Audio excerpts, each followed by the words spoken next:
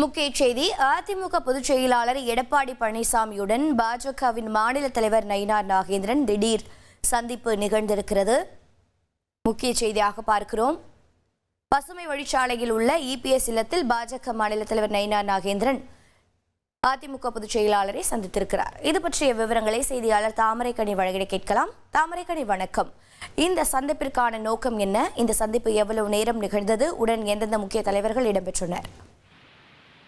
நிச்சயமாக அதிமுகவுடைய பொதுச்செயலாளர் எடப்பாடி பழனிசாமியை பசுமொழிச்சாளர்களுடைய இல்லத்துல தற்பொழுது பாஜகவுடைய மாநில தலைவர் நயினார் நாகேந்திரன் சந்தித்திருக்கிறார்.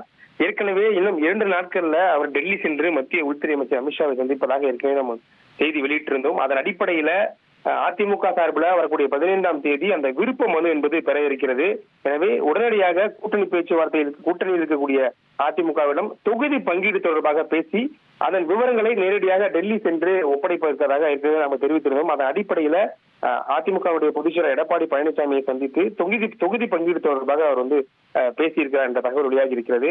இது மட்டும் இல்லாமல் ஏற்கனவே தேசிய ஜனநாயக கூட்டணியில மேலும் சில கூட்டணி கட்சிகளை இணைப்பது தொடர்பாக மத்திய அரசு முடிவு செய்யும் என ஏற்கனவே ஓபிஎஸ் சில தினங்களுக்கு முன்புதான் அமித்ஷாவை சந்தித்து பேசியிருந்தார். அப்பொழுது அவர் கூறியிருந்தது என்னவென்றால், பிரிந்திருக்கக்கூடிய சக்திகளை சேர்ப்பதற்காகவே நான் உள்துறை அமைச்சரை சந்தித்திருந்தேன் என்ற ஒரு தகவலை தெரிவித்திருந்தார். அதன் அடிப்படையில மேலும் எந்தெந்த கூட்டணி கட்சிகளை இணைப்பது தொடர்பாகவும் இன்றைய தினம் அவர் பேசி எடப்பாடி பழனிசாமியுடன் கருத்துக்களை நேரடியாக டெல்லி சென்று அவர் மத்திய உள்துறை அமைச்சர் அமித்ஷாவை சந்தித்து பேசியிருப்பதாகவும் தொகுதி பங்கீடு கூட்டணி கட்சிகளை இணைப்பது உள்ளிட்ட தொடர்பாக சந்தித்திருக்கிறார். இதில் பாஜகவுடைய மூத்த தலைவர்கள் ஏராளமானோர் கலந்து கொண்டுதான் நேரடியாக எடப்பாடி பழனிசாமியை சந்தித்து தற்போது பேசி வருகிறார்கள்.